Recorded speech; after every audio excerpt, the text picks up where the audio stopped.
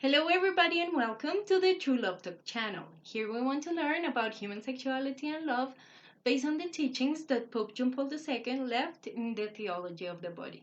I am Elisa and in this video we're going to continue and finish the topic of chastity in other kind of relationships.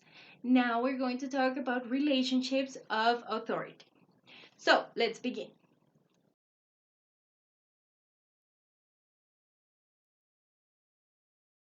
So, relationships of authority are usually relationships that we mistrust because these are the relationships in which we think abuse can happen and violence can happen, and the abuser or the violent person can get away with it without any repercussions.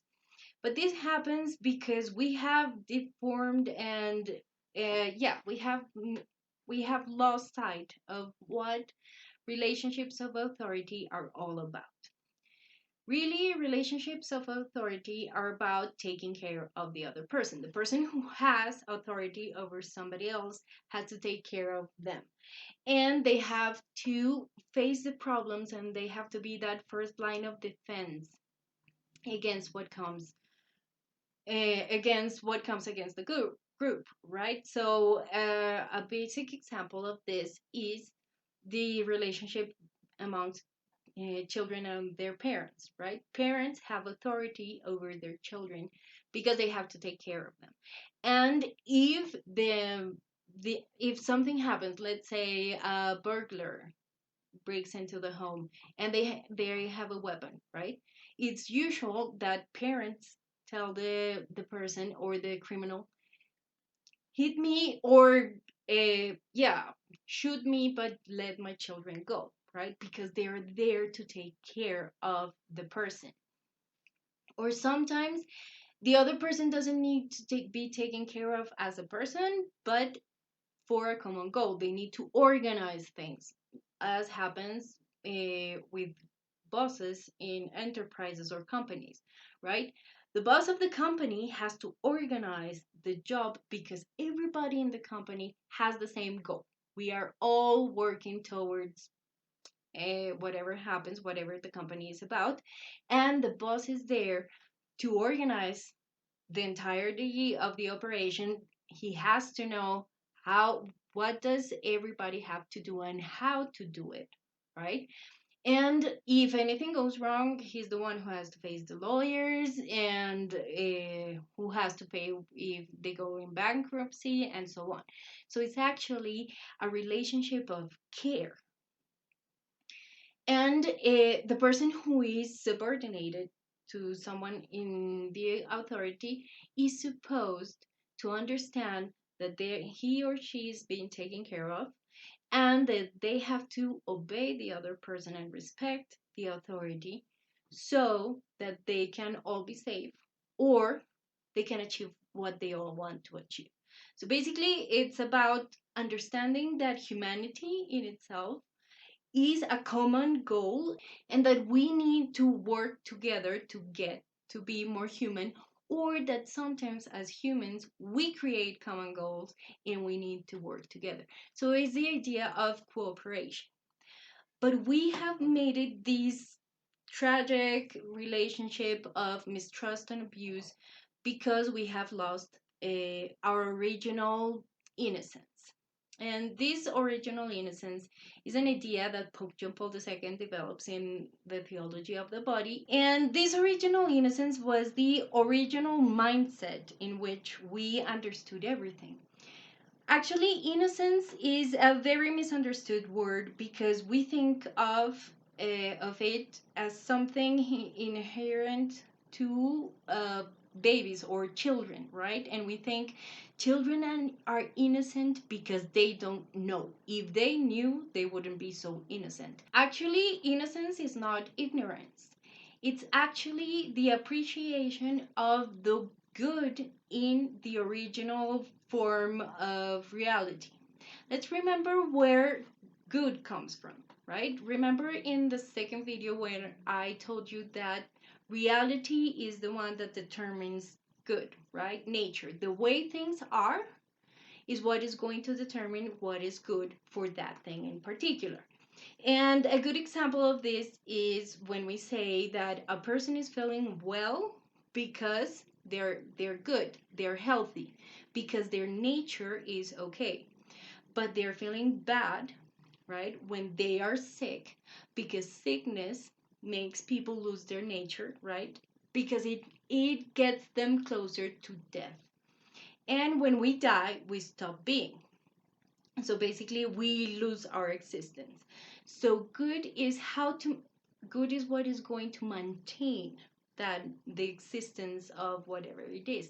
And innocence is understanding that things how they are and in their original nature are good and are okay, and it's seeing the good in that.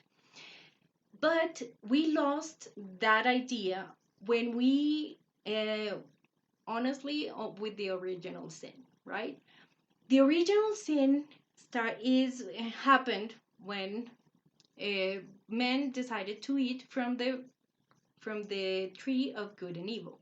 And deciding to eat from the tree of good and evil was deciding to be the source of good and evil, to become the source of good and evil.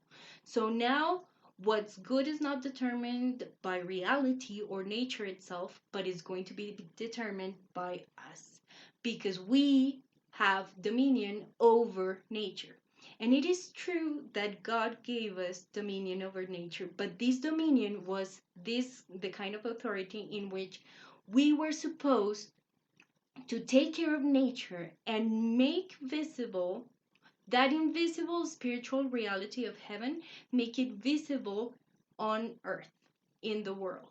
And when we sinned, right, the original sin, what we did is to decide that things are not good how they are. We are going to change it to fit our desires or our purposes. So things are good if they are how I want them to be, and are bad if they are not how I want them to be. That's basically the criteria for good and evil nowadays. And this, in yeah, the first person or the first being that that we have a problem with is ourselves.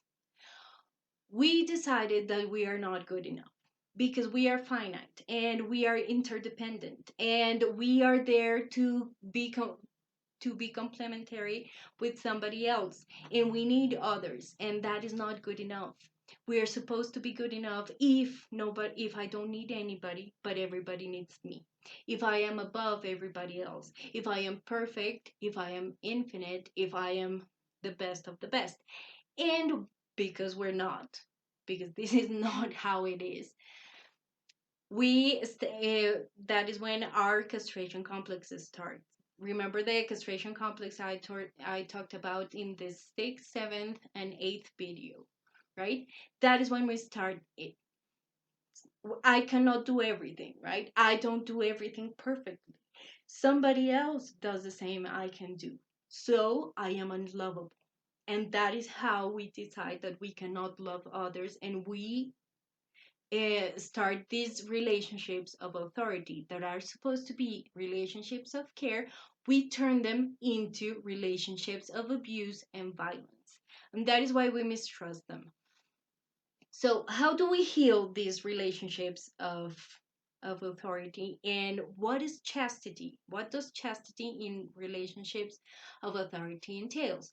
Basically, we have to remember that we as people, every person is supposed to be a gift for the other, right? So the person who has authority over somebody else is supposed to be a gift for their subordinate, and that means giving them their time, their respect, their responsibility, their abilities, their capacities, basically everything to ensure that everybody is okay and that you get to the goal that you have set.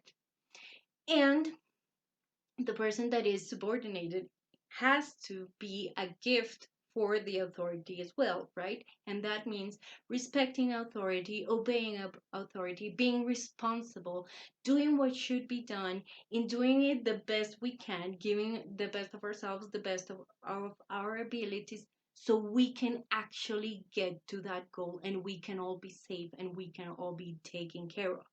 right? It's about to making things as easy as possible for the authority, because if the authority has it easy, so do we, because the authority figure is there to help us and take care of us, right? So the idea is to understand that humanity is a common goal, and that in humanity we establish common goals amongst each other and between each other.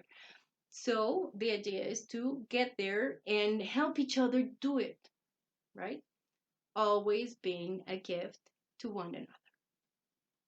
Well, this is the topic for today's video. And with this video, we finish the series of the theology of the body. The next series we're going to start is the series about On Mulieris Dignitatem. This is the letter that Pope John Paul II wrote about the dignity of women.